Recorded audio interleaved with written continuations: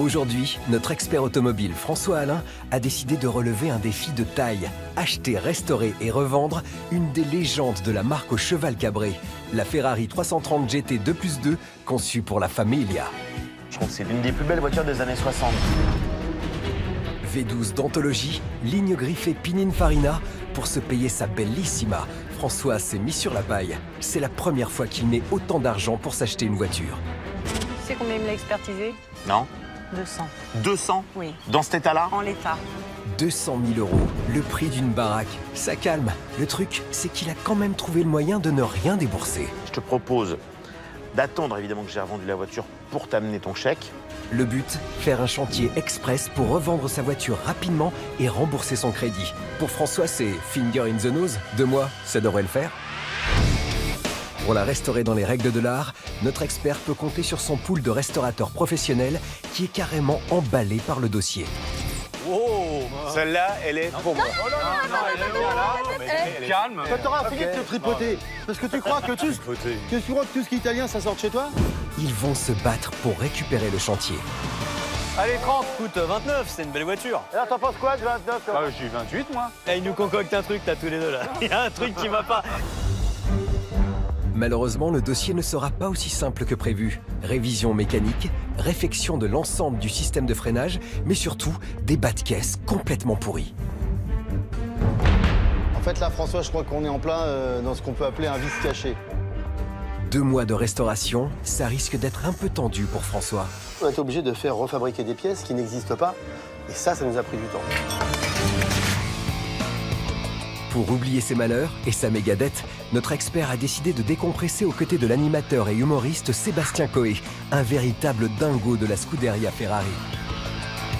Quand t'es passionné de voiture, Ah bah oui, c'est magique. et que la première fois tu ouvres ton garage et t'as ça chez toi, Tu te dis là, ça y est, j'y suis. quand on aime les voitures, c'est extraordinaire. Bien sûr. Alors François réussira-t-il son pari, celui de restaurer et revendre son italienne en 2 mois pour rembourser ses dettes, tout en espérant dégager un petit bénéfice? Pas sûr. C'est complètement pourri, il manque un morceau. Il y a un gros taf, c'est pire que ce que je pensais.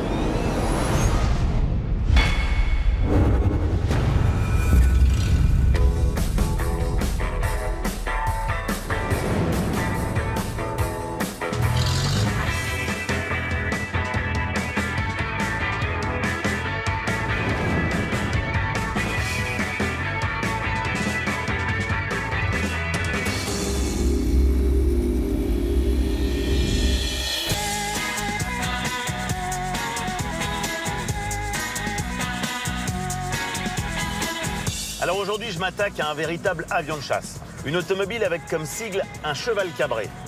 Vous avez deviné, évidemment, il s'agit d'une Ferrari. Mais pas n'importe laquelle. La Ferrari 330 dans sa version GT 2+2. Et croyez-moi, ça, c'est quelque chose. La Ferrari 330 GT est la deuxième automobile 2+2 du constructeur italien. Elle succède à la Ferrari 250 GTE, produite de 1960 à 1963. Malgré son succès, elle est considérée trop sage, trop peu puissante. Ferrari décide alors de développer un modèle palliant ses critiques. La 330 GT est née. La cylindrée unitaire passe de 250 cm3 à 330 cm3. Son dessin nettement plus agressif et plus affirmé est l'œuvre d'une première collaboration entre le carrossier Pininfarina et le dessinateur américain Tom Charda.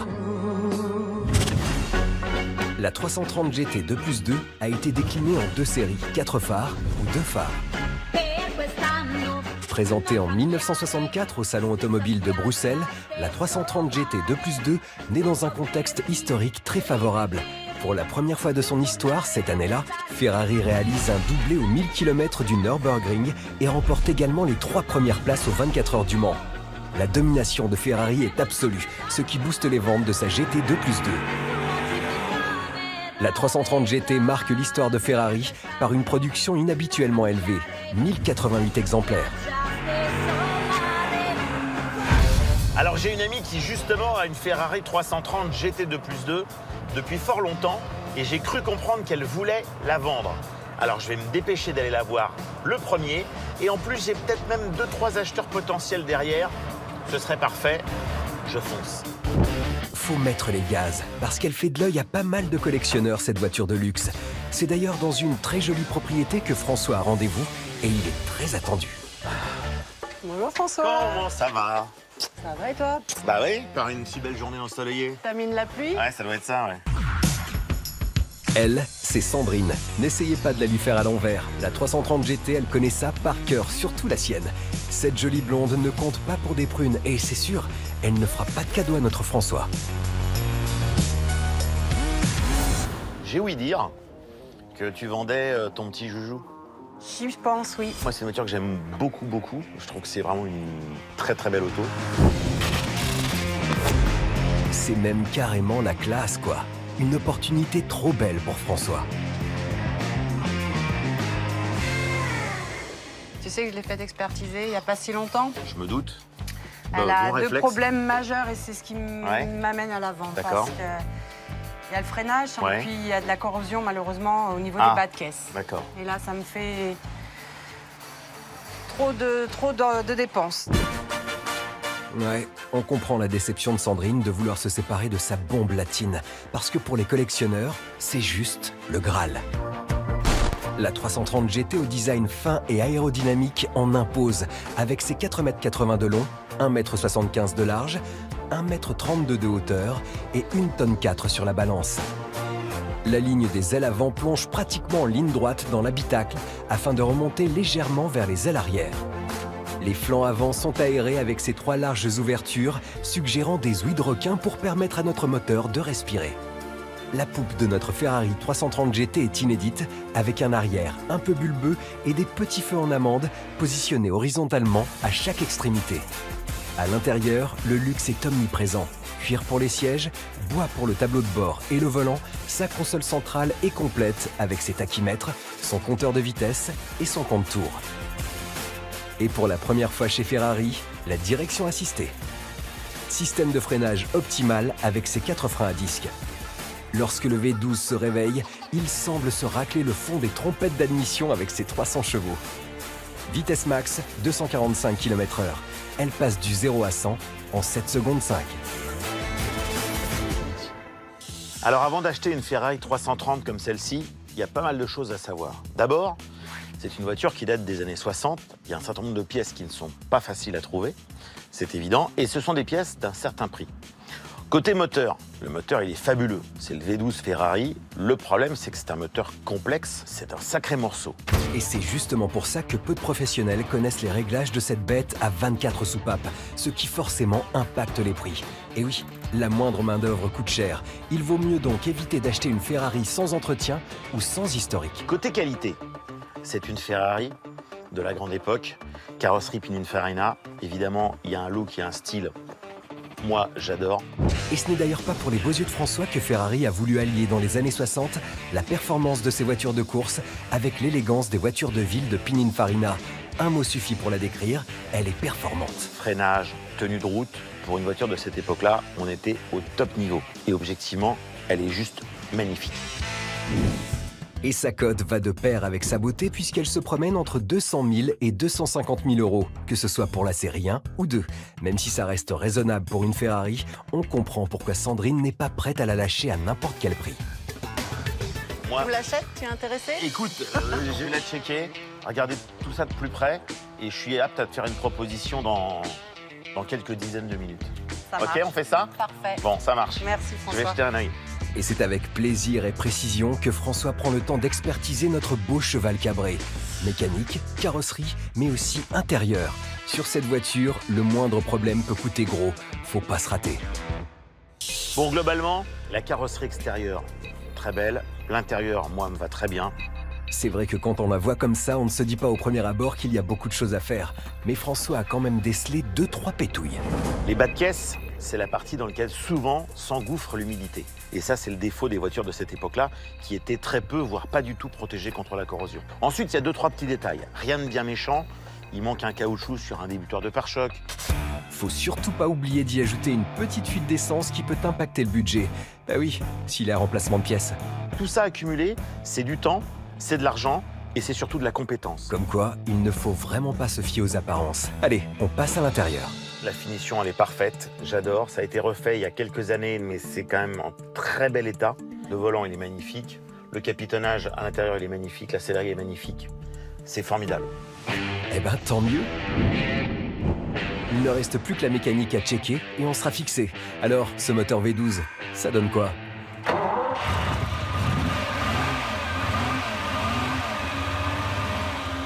C'est une mélodie à lui tout seul, c'est magique. Alors par contre, Sandrine me disait qu'apparemment, il n'y avait pas de frein. Ouais, il y en a beau pomper, ça ne revient pas. Et en matière de freinage, on lésine pas. C'est la sécurité, les pièces sont chères, mais s'il faut changer, on change pour des pièces neuves. C'est obligatoire. Bon, c'est toi, c'est clair. François a l'air emballé. Mais maintenant, il va falloir passer à la négociation. Et quand on parle négo avec Sandrine, il n'y a pas d'amitié dans les affaires. Son surnom, la killeuse. Écoute, j'ai peut-être une idée intelligente à te proposer. Voilà, et vu la fréquence à laquelle ça arrive, on compte bien en profiter. Je te propose d'attendre évidemment que j'ai revendu la voiture pour t'amener ton chèque. D'accord. Mais par contre, en échange, toi, tu n'as rien à faire, c'est moi qui gère tout. Ça, c'est confortable. Tu vois, il faut juste par contre que tu me laisses un peu de temps. Là, tu évalues à combien le temps des travaux? Bah, si tu me laisses 3 mois, je pense que c'est le bon délai pour que je puisse faire et les travaux et trouver le bon acheteur. Je voyais ça plus rapidement, très honnêtement. C'est vrai que quand elle est sortie de l'expertise, il y a eu tellement d'éloges que, bon, je voyais ça à plus court terme. Tu peux rien faire de mieux. Je peux essayer 2 mois. Je pense que 2 mois, c'est peut-être jouable. Voilà. Pour Sandrine, un délai de 2 mois avant de se faire payer, sans s'occuper de la remise en état de sa Ferrari, c'est plutôt assez confortable comme deal. Reste à savoir maintenant si François acceptera de l'acheter au prix qu'elle souhaite la vendre. Tu sais combien il me l'a expertisé? Non? 200. 200? Oui. Dans cet état-là? En l'état. Donc t'en veux combien? 200 000. Ouais, 200 000. Sans compter les travaux, avec un délai de 2 mois. Elle en demande un peu trop, Sandrine. 190? 200. 190 200. Elle ne lâche rien, et c'est pas en grognant que François va la faire changer d'avis. 195? 200. 195? 200 000. Il me faut un petit billet, moi, dans Je suis dur l'histoire. en affaires, François, tu le sais. Maintenant, il le sait, mais ce n'est pas en faisant la manche qu'il réussira à toucher le petit cœur de Sandrine. 200. 200. C'est mon dernier mot. C'est bien parce que c'est toi. Ah, t'es gentil. 200. J'ai encore rien gagné, moi, sur ce coup-là. François peut toujours se réconforter avec une petite bise, mais c'est encore un défi de l'impossible que va devoir relever notre expert de l'automobile.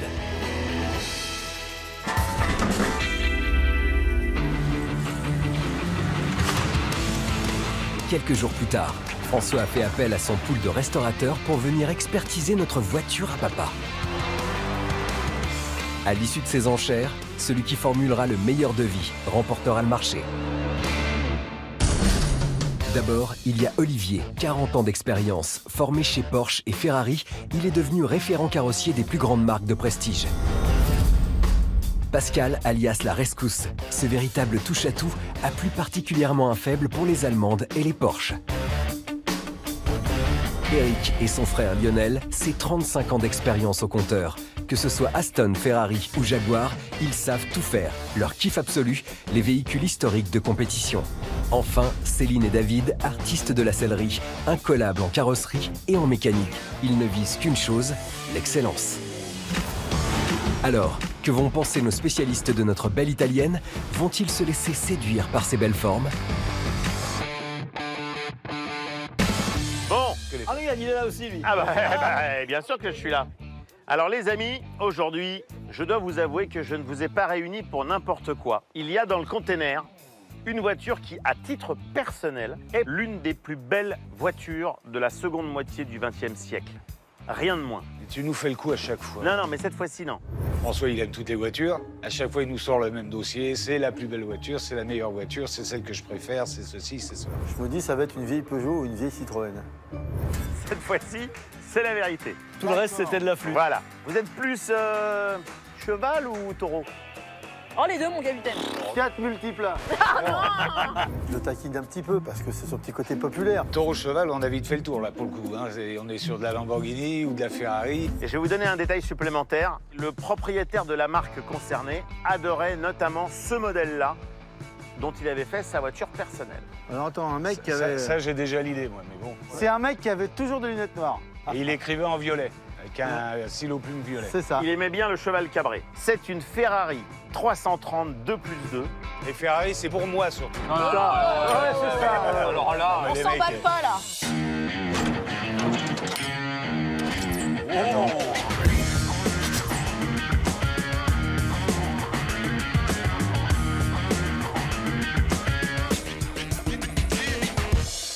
Bah là, en fait, quand les portes s'ouvrent, premièrement, elle est magnifique.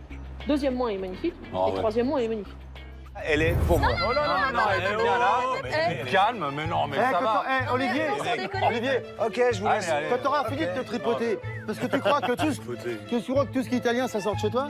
Fier comme un pan, fier aussi comme un Italien. Normal quand on s'appelle Olivier de Stefano. Ça va, détendez-vous. Oh là là là là. Ça va. Moi, j'aime bien quand vous êtes excité. Faut que tu dégonfles un petit peu, tu vois, là. Peut-être que je vous dise quand même ce qu'elle a. Ça serait pas idiot. Bah, a priori, rien. Le rien, c'est 10 000 € là-dessus, tu vois. Donc, Oh, bah, ok. Elle a pas tort, Céline. C'est vrai qu'elle présente bien, mais ça, c'est peut-être une tactique de François qui va devoir la jouer fine parce que le budget est plutôt serré. Elle présente bien, mais effectivement, les bas de caisse ont manifestement des traces d'humidité. Donc je pense qu'il y a un travail réel à faire. Travail d'humidité. Oh, celle-là, tu nous l'avais pas faite, Non, celle-là. mais bon. Ça oui, ça c'est François. Avec la Ferrari, c'est les bas de caisse qui présentent des traces d'humidité. Voilà. Ça aurait été une Fiat, ils auraient été pourris. Mais là, non, ils présentent des traces d'humidité. C'est joliment dit. Donc ça ne peut être que de la rouille. Donc là, c'est de la reconstruction, parce qu'il n'y a aucune pièce détachée sur ces voitures, il faut le savoir. Il y a 0 pièce. mais les bas de caisse, c'est-à-dire doublure intérieure, etc., décoller les moquettes. Vous êtes La fatigant. structure complète. Eh ouais, François, pas possible de la faire à l'envers à nos experts. Non, mais Non, c'est mais- parce qu'on les connaît. Eh. Enfin, moi, je les connais, lui, il les connaît pas bien. Non, bien sûr. Tu sais, des comme ça, j'en ai peut-être fait plus que t'en as jamais vu. hein. ouais. C'est moi qui ai la plus grosse. Allez, les filles, ça va? Bon, allez, tiens, J'y crois Olivier. pas. Va avec tes Aston. Olivier. Mais je ne fais pas que les Aston Des vraies Martin. voitures. Bon, c'est bien de voir les bas de caisse, mais il faudrait qu'on puisse voir un peu en dessous quand même. Olivier, T'as quand même- t'inquiète pas si tu les Eh, connais, tu- ça tu- sert à rien non, de mais- regarder, on sait ce qu'il y a à faire. Mais je regarde T'inquiète pas, je lui explique ce qui va se passer.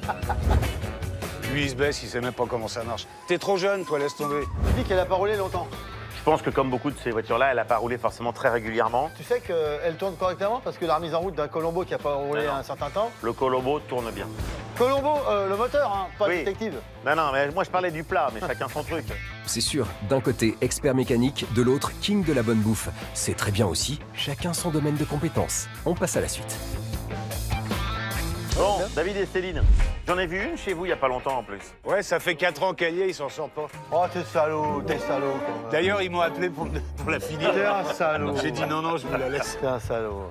Laissez-les jacter. Il est vraiment on fire, Olivier. Si quelqu'un pouvait l'éteindre. Bon, les garçons et les filles, pour cette sublime voiture, C'est pour nous, quoi. avec bas de caisse et frein, combien vous me proposez? Bon, allez, Lancez-vous. Sympa. Ouais. Allez, 30. On commence à 30. Ok. Impeccable. 30 000. Pascal, Eh bah écoute, 29, c'est une belle voiture. Alors, t'en penses quoi de 29 toi J'ai 28, moi. D'accord, t'en penses quoi, Toi, ça, 28. Il nous concocte un truc, là, tous les deux, là. Il y a un truc qui va pas. je crois que je vais refermer le container et je vais faire appel à d'autres. Oh, et Richard, tu te calmes. Richard Container. Oh J'aime beaucoup. Olivier De Stefano, Moi, je pense qu'à 23-24, je suis preneur. Oh là là. qui dit mieux? Mieux. 22, allez. Alors, Eric, Écoute, moi, j'y connais pas grand-chose dans ces voitures-là. C'est ce que j'arrête pas de dire depuis Donc, le début. je préfère écouter poliment pour l'instant. d'accord. Du Eric tout craché. On sait pas ce qu'il nous prépare, mais ça sent pas bon pour les autres restaurateurs. Allez, en tout cas, ça se bat sévère. David et Céline, 20 000. 20 000. Oh non, de Dieu. Ça vous calme, hein 19. Oh putain. Monsieur Olivier, Monsieur Olivier, 18. Ah, 18. David, 17. 17. voilà. Ah, 16.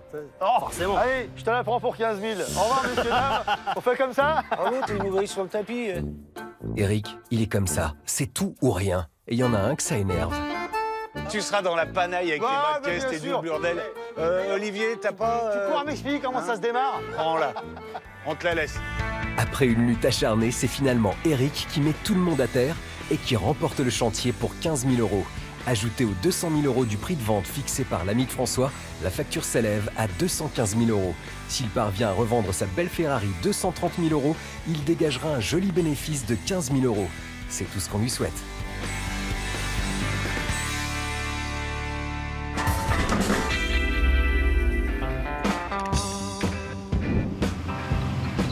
Premier jour de restauration au garage d'Éric et Lionel. Ce matin, François s'est levé à la première heure pour retrouver sa Ferrari 330.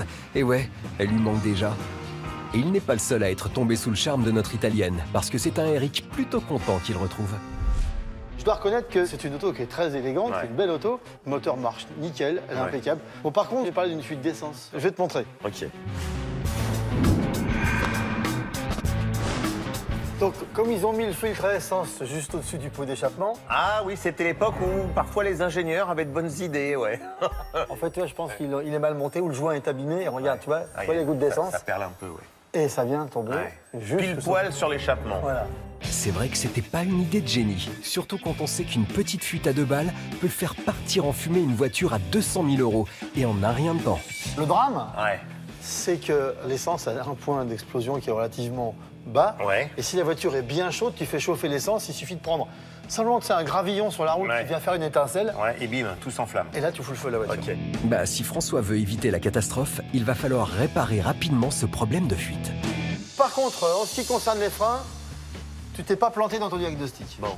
Je dois reconnaître que le diagnostic de François était très proche de la réalité. On n'a pas eu de surprise du point de vue mécanique. Mais j'imagine que comme c'est une voiture plus complexe, il s'était plus appliqué que d'habitude, il avait pris plus de temps. On est à peu près dans les clous. Piston de frein, Ça dégouline, ouais. Plus étanche. Ça sointe un peu, ouais. flexible de frein, Fatigué. voire très fatigué. Voire très fatigué, ouais. Elle roule pas beaucoup. Je pense que ça fait très longtemps que le liquide de frein a stagné dedans. Et Donc il a tu sais, pris l'humidité, comme machin. il prend l'humidité, ouais. ça Ouais. corrode. Tu fous un coup de frein, le piston en bougeant, il arrache les coupelles. Terminé, ça pisse. Allez, petit calcul rapide. Frein poreux qui ne freine plus, ajouté à de la corrosion, c'est égal à une bonne purge et un changement intégral du système de freinage. D'ailleurs, chez Eric, on remplace les durites de frein par des durites un peu spéciales. On mettra une durite aviation. D'accord. C'est-à-dire que, au lieu d'avoir une durite en caoutchouc, Mhm. on te met une durite avec une lame en plastique, Mhm. très résistant et qui est complètement enrobée par l'inox. Et l'inox, contrairement au caoutchouc, ça a des sacrés avantages. Ouais. Non seulement ça se corrode pas, mais en plus de ça, ça supporte les extrêmes pressions Ouais. sans se dilater. C'est-à-dire que quand tu appuies sur la pédale, toute la pression passe dans le piston et il n'y a pas une partie qui après par le Ouais, feu ouais. qui gonfle. Donc c'est très C'est génial. efficace. Et puis, il y a un seul drame, c'est pour les garagistes, c'est une catastrophe. Ah oui, parce que vous faites plus votre chiffre d'affaires. Voilà. Là, je te l'ai vendu une fois celle-là. hein, et on Ouais, revient après pas, c'est hein. fini, ouais. À moins que tu me l'arraches, que tu pètes la bagnole, sinon, il n'y a aucune raison qu'on les rechange. Bah ouais, il est comme ça, Eric. Le travail bien fait avant le pognon. Et en parlant de bon boulot, notre expert a découvert quelque chose qui va hérisser les poils de François. Parce qu'au niveau des bas de caisse, c'est cauchemar au garage. Les mecs qui ont fait ça, ils ont fait sans le savoir-faire et sans les pieds. Donc, ils auraient mieux fait de ne rien faire. Ouais, pas cool. Voilà. Alors, je te montre un petit peu. hein. Ouais. Donc, elle est corrodée tout le long. Ouais, ça c'est ce que j'avais vu, ouais. Regarde là, c'est complètement pourri, il manque un morceau. Ouais, d'accord. Et François risque bien de se faire une luxation de la mâchoire parce qu'Eric lui a réservé le meilleur pour la fin. Ce côté-ci est pire que l'autre. D'accord. On n'a même pu accoster sur le renfort de plancher. Il n'y a plus de soudure, Ouais. il n'y a plus de métal. Donc, c'est bien pourri. Et regarde, le Blackson, il tombe tout seul par plaque. Ça c'est...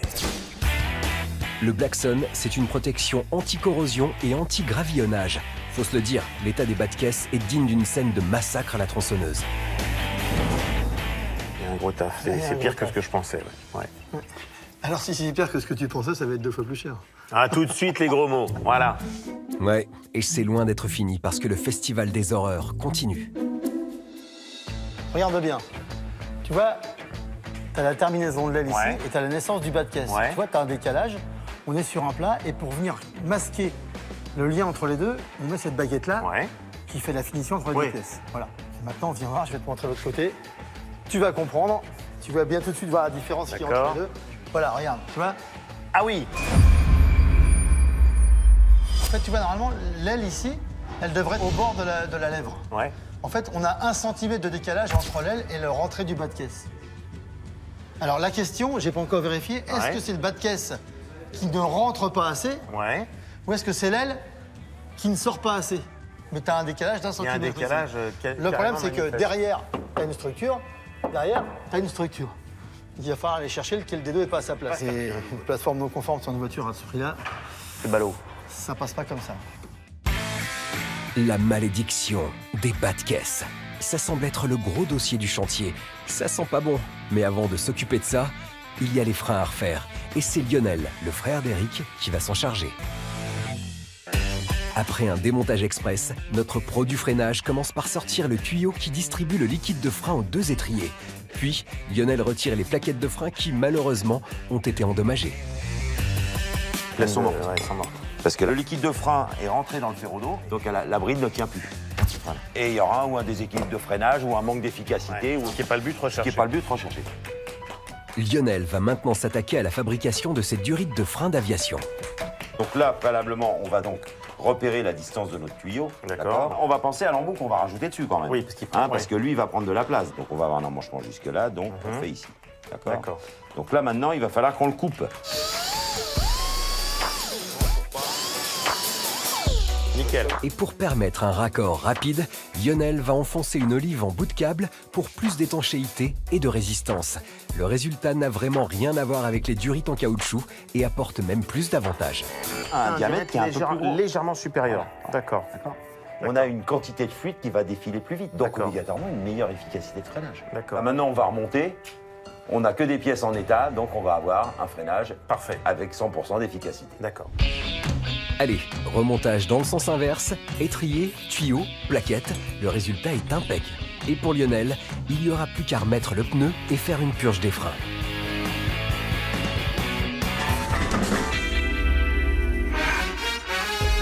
Troisième jour de restauration pour notre Ferrari 330. L'équipe d'Eric a déjà bien amorcé le chantier. Après avoir démonté le siège conducteur et déposé la moquette, nos professionnels ont découpé le bas de caisse côté gauche. Et si jusque-là les petites pétouilles découvertes sous la jupe de notre italienne amusaient Eric, aujourd'hui au garage, c'est vraiment pas la joie. Salut François, c'est Eric. Écoute, ça fait 3 fois depuis ce matin que j'essaie de te joindre. Je sais pas où t'as mis ton téléphone. D'ailleurs, je sais même pas où t'es toi-même.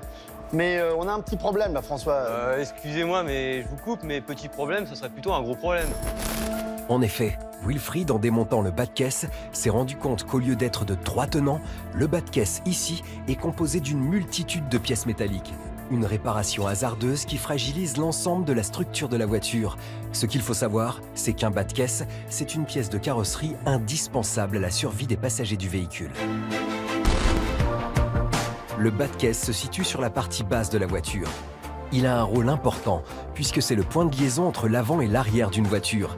Il sert aussi de jonction entre les planchers et la carrosserie du véhicule grâce à des supports appelés pied avant et pied arrière. Pour une rigidité optimale, le bas de caisse forme un caisson avec 3 tôles pliées et assemblées par soudure. Elles évitent les torsions de caisse avec l'aide du pavillon.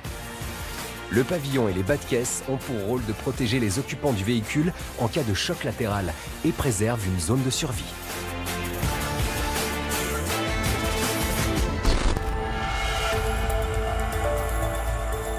On a plein de tôles mal soudées, des tôles superposées, donc des grincements. Il va falloir qu'on nettoie et qu'on voit ça correctement et qu'on répare l'ensemble.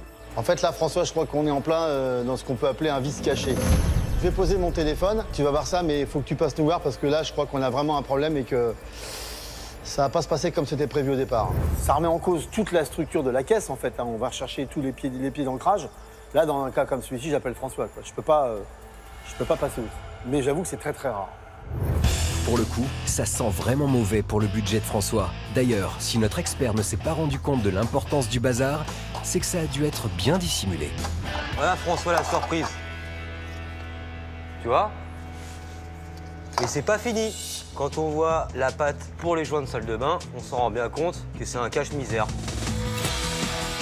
Wilfried va donc dénuder notre grand-mère en virant la vieille tôle à la disqueuse pour constater le désastre de cette mauvaise réparation.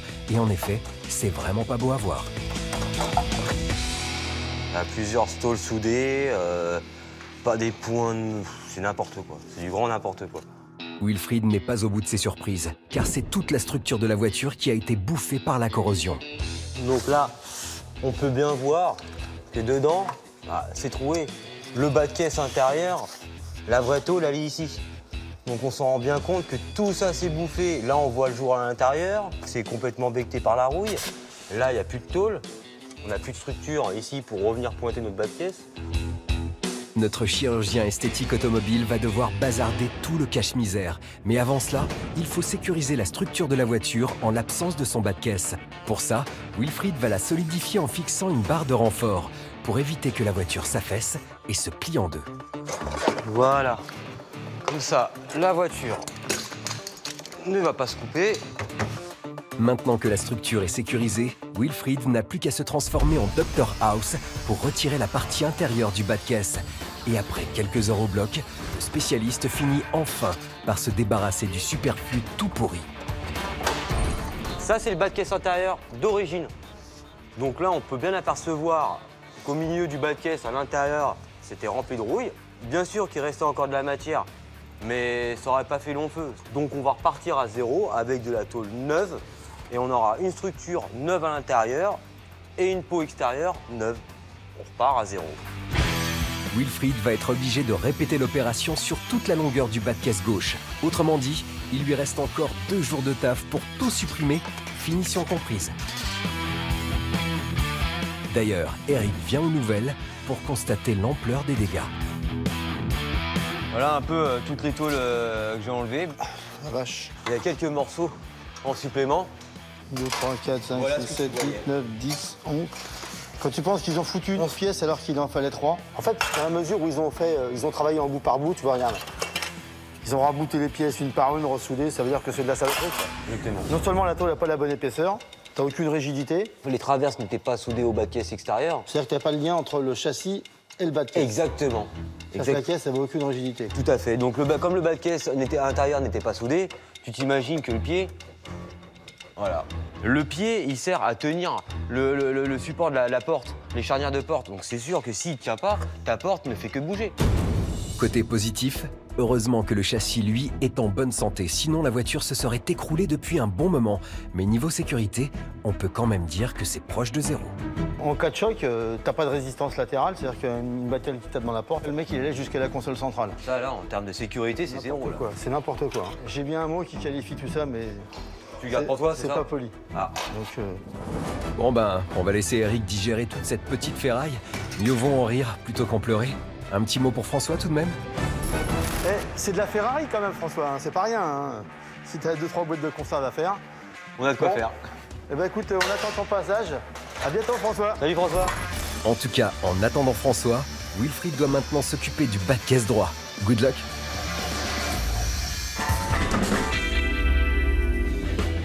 Dixième jour de restauration au garage d'Eric et Lionel. Aujourd'hui, nos restaurateurs de l'extrême font un point sur la restauration intégrale des bas de caisse de notre italienne. Mais leur réunion va être rapidement écourtée. Salut les amis, excusez-moi de vous interrompre. Vous faites quoi? C'est atelier François coloriage là? Il se passe quoi là? Voilà, c'est ça. D'accord. Ok. Le problème, ce n'est pas tant le vieil humour de François, mais plutôt la reconstruction des bas de caisse, qui est un vrai casse-tête. On essaye de te faire quelque chose de cohérent pour que tu aies une voiture qui tienne la route parce que c'était pas le cas jusqu'à présent. Alors si tu veux jouer les malins, Non, mais on te la remonte avec deux bouts de chevron et un balsa. Mon humour à 2 balles, Là, Eric. justement, c'est bien Oh ça là le là. problème. C'est que je supporte en permanence ton humour à 2 balles, mais je ne vois jamais les 2 balles. Alors ça c'est fait. Quand on n'a pas d'humour, vaut mieux pas venir chercher le roi de la vanne. Heureusement que Wilfried est là pour limiter la casse. Sérieusement. Ouais. Je t'explique. Donc là, t'as ton bas de caisse intérieur, d'accord? Ouais. Ici, donc, Ouais. on te supprime le bout d'aluminium dégueulasse que tu avais là qui habillait. Ouais. Ici, on t'a représenté le bas de caisse extérieur. D'accord. Et une fois que ça c'est fait, on facture. Eric blague, mais c'était surtout le moyen pour faire déguerpir François et bosser tranquille. Il sait que monsieur disparaît dès qu'on parle d'argent. Mais que notre expert automobile ne s'inquiète pas, Wilfried, lui, a entièrement refait son renfort de bas de caisse pour remplacer la vieillerie qui était fixée à sa voiture. Donc, tu vois, François, regarde. Ah oui, il avait Voilà. quand même une sale tête, ouais. Tu remarques que c'est de la dentelle, hein. Il n'y a plus rien, Ah ouais. c'est complètement D'accord. troué. Donc ça, Poubelle. la nouvelle Ok. pièce, elle est ici. D'accord. Ça, c'est ce que tu as reformé. Exactement. Là, tu as ton bas de caisse intérieur. D'accord.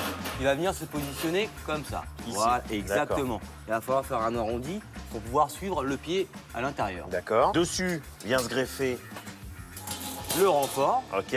On va venir pointer ici Ok. et pointer ici. Wilfried rhabillera ensuite notre Ferrari en y soudant le seuil de porte. Puis, une fois fixé sur la voiture, notre restaurateur viendra assembler les 3 pièces ensemble.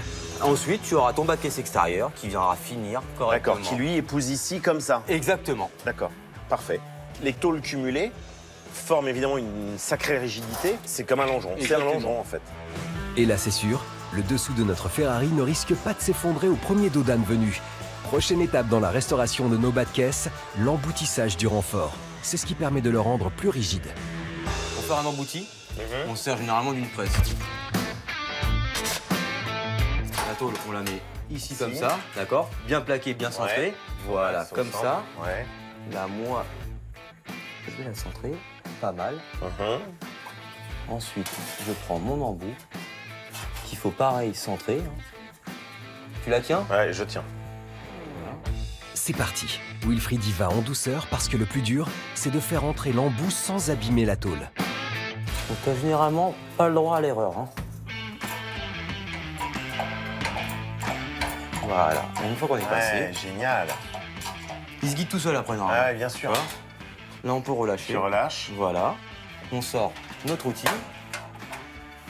Et là, Top. donc, tu vois, l'emboutissage sert vraiment À à rigidifier rigidifier l'ensemble. la tôle D'accord. et enlever cette souplesse. Ouais.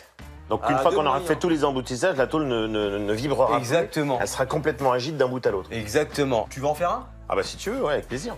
Allez. Donc pareil, je prends le bout, tu prends ou... Ok, alors vas-y. Moi, je suis gaucher, donc je me mets dans ce sens-là. Ouais, espérons que Wilfried a prévu plusieurs renforts de rechange. On n'est jamais sûr de rien avec François.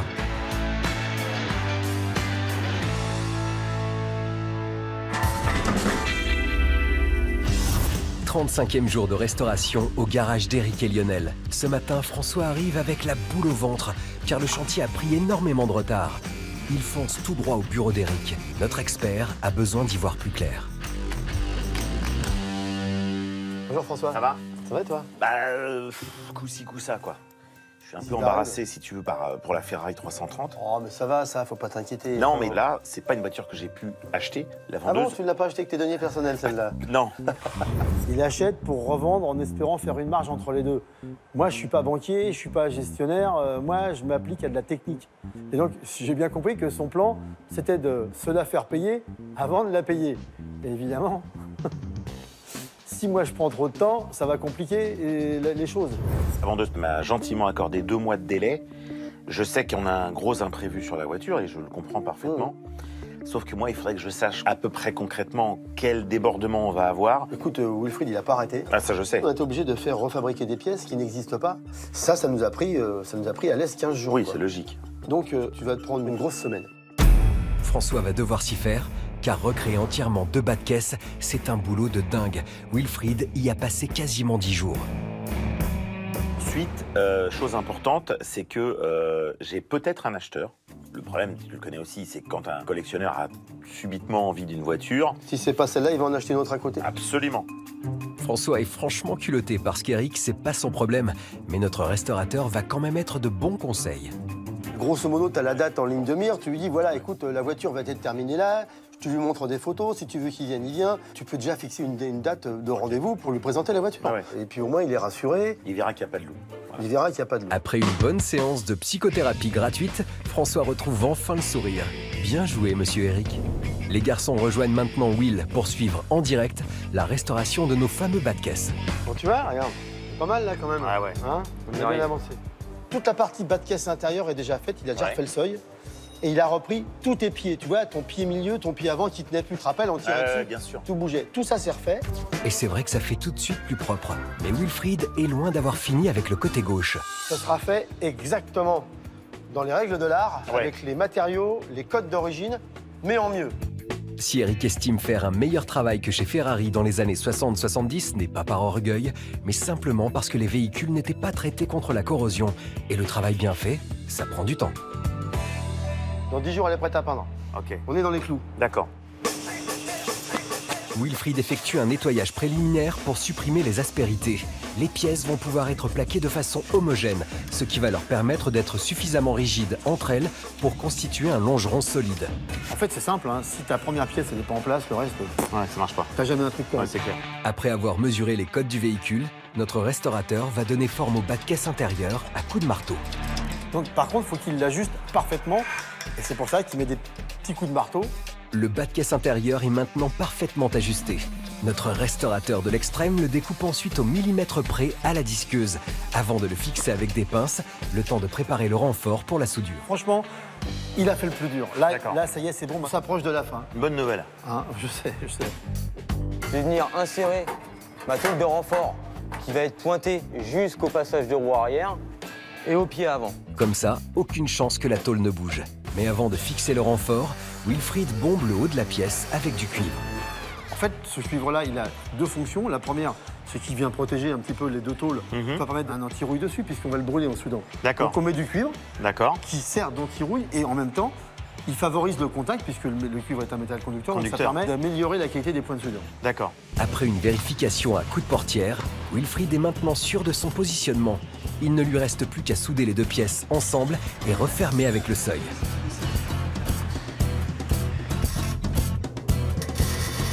Et après 4 heures de dur labeur, le résultat est juste impeccable. Ça n'a vraiment rien à voir avec le travail de bourrin qui avait été fait. Ça te va? Bah, c'est parfait. Bah, tu peux pas faire mieux, hein. Je veux dire, là, mais ça, c'est là, t'es comme à l'usine en mieux. Ça, c'est clair. Là, bravo. Il a bien bossé. C'est nickel. Il n'y a plus qu'à. Va faire ton boulot, on en a fait le nôtre. Messieurs, Salut François. ciao. Merci beaucoup. Allez, salut. Bon, moi, je m'occupe de mon client et Vas-y. il y a un peu de boulot. On fait comme ça. Ciao.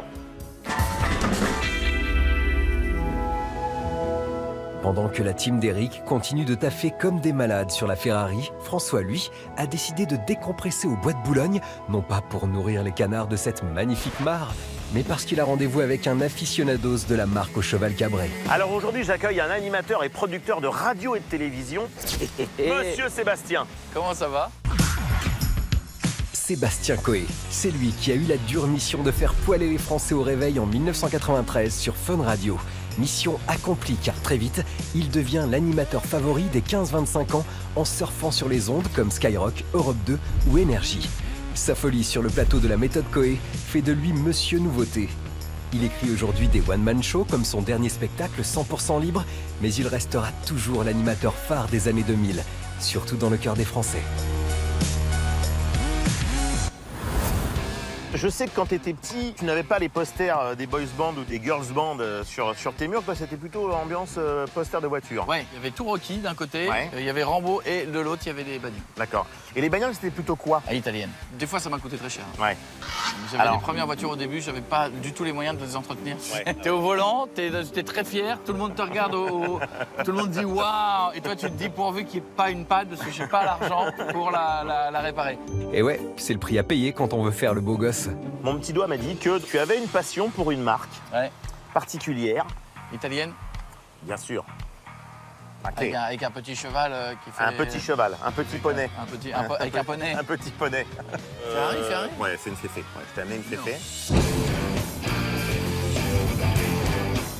Oui, et pas n'importe laquelle. La 365 GT 2+2, l'héritière de la 330 GT que restaure François. Elle n'a été produite qu'en 801 exemplaires. Une Ferrari de daron avec 2 vraies places à l'arrière. Moteur V12, 3 carburateurs Weber développant 320 chevaux. Elle est la première Ferrari à bénéficier en série de la direction assistée et de l'air climatisé. François a juste sorti le grand jeu. C'est la 365 GT 2+2. Tu as le droit, tu as le droit. Qu'est-ce qu'elle est belle. On est un peu loin de Tom Selleck. On est plus sur la voiture entre guillemets familiale. Si pour te donner une idée, par exemple, Yves Montand avait la même. Quand on partait de bon matin, quand Ah oui, là on est passé de Tom Selleck à Yves Montand. Ah, c'est pas pareil. C'est vrai que c'est magnifique. Ce petit logo là, quand t'es passionné de voiture, Ah bah oui, c'est et magique. que la première fois tu ouvres ton garage et t'as ça chez toi. Tu te dis là, ça y est, j'y suis. Quand on aime les voitures, c'est extraordinaire. Bien sûr. À 210 000 € la voiture, pas étonnant d'avoir le cœur qui bat chaque fois qu'on ouvre la porte de son garage. C'est pas ce que j'aurais regardé quand j'étais gamin, parce que Ouais. quand j'étais plus coupé, parce que je me voyais plus à frimer là-dedans. Mais avec les années, on va se dire un truc. Ouais. Les coupés, c'est très sympa, Ouais. mais il faut et monter dedans et en ressortir. C'est-à-dire que...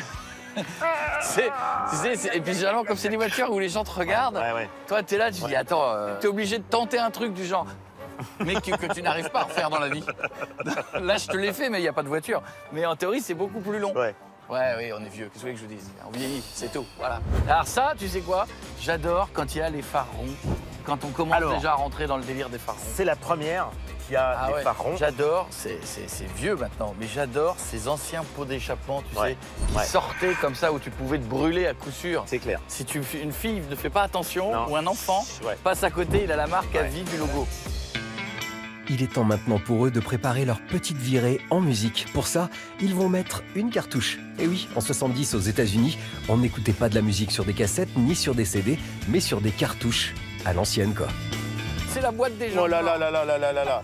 Allez, on va se prendre Simon et Garfunkel, si tu veux. Prends Simon. Allez, prends Simon. On sera vraiment raccord avec la voiture.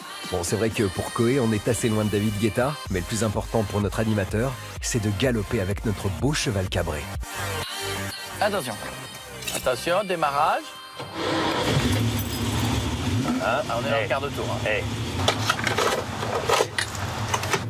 Quand tu rentres dans une vieille Ferrari, ce qui déstabilise toujours tout le monde, y compris les gens de peut-être notre génération ou les plus jeunes, c'est que la position de conduite, elle n'est pas normale. Elle n'est pas naturelle. Le volant est vers l'avant fixe, absolument. C'est-à-dire que tu t'amuses pas à vouloir le régler. Merci monsieur, 210 000 € la voiture. Donc, avec ça, t'as la priorité. J'adore. Ouais, quand on conduit une Ferrari qui coûte le prix d'une maison, il y a de quoi se la péter. C'est le moment de monter dans les tours pour voir ce que notre Ferrari a dans le ventre.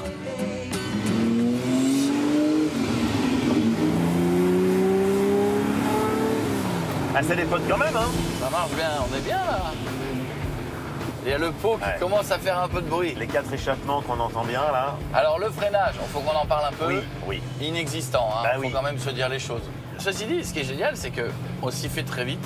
Alors, par contre, on est dans une bagnole de 70. On est dans le grand confort, quoi. Au début, les sièges, tu rentres dedans, tu dis OK, on est dans les sièges de chez Papy-Mamie. Ouais, c'est un peu ça. Ça lui va très bien. T'as un confort, là. Mais tu vois, moi, j'ai toujours cette angoisse de la panne parce qu'on est quand même dans le domaine du fragile. Enfin, pas de sueur froide en vue, la Bellissima agit plutôt de manière positive sur le moral de notre animateur qui se sent bien, tellement bien que Mr. Coé a décidé de pousser la chansonnette. Mauvaise nouvelle pour la météo. C'est bien. Na na na na na na na na na na na. Non, non, c'est pas You Breaking My Heart dedans. Breaking My Heart. Il y a toujours une histoire de Breaking My Heart.